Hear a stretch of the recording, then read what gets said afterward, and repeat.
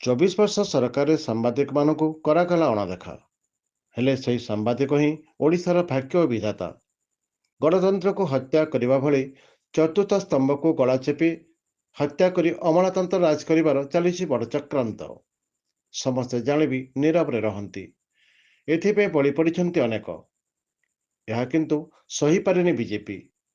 ସେଥିପାଇଁ ସାମ୍ବାଦିକମାନଙ୍କ ସପକ୍ଷରେ ଆଜି ମୁହଁ ଖୋଲିଛନ୍ତି ବିଜେପିର ଜଣେ ଆଗଧାଡ଼ିର ନେତା।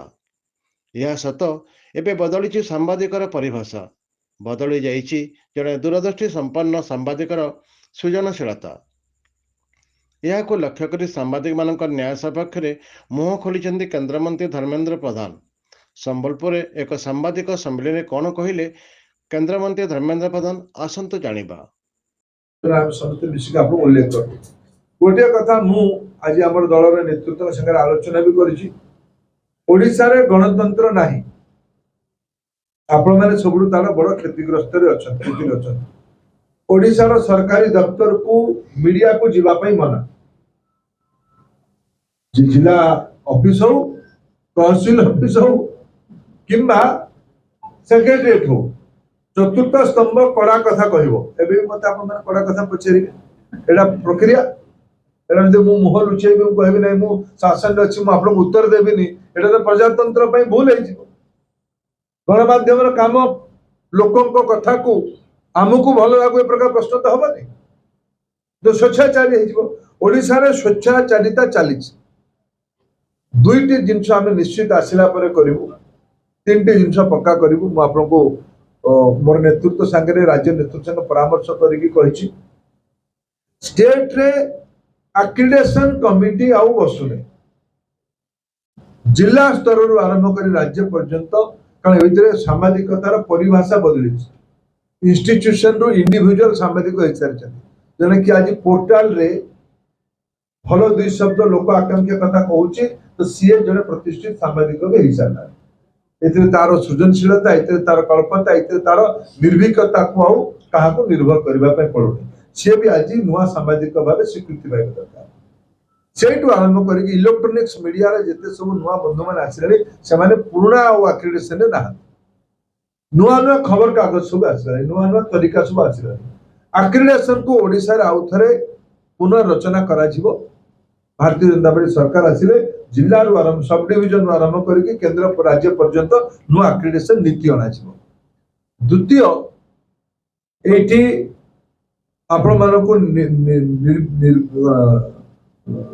निर्विवाद रे गवर्नमेंट दफ्तर गुडी को जिबारे हां ये गुडी नुआ नियम करा जाय पर किंतु निर्विवाद रे सरकारी काम को समीक्षा करबा पई एठी तो बहुत अभावनीय परिस्थिति होउचे। भारत राष्ट्रपति आसिले भी तांको भेटिबा पई डिस्ट्रिक्ट लेवल अधिकारी माने कोजु थर्ड फ्लोर मना करछि। ये केंद्रीकरण को बंद करा जिवो। निर्वाद रे सब अंचल सब लोक माने जाई परिबे। सेचरे भारत वर्षर अनेक राज्य रे सामाजिक बंधु मानक पई पेंशन भी व्यवस्था है।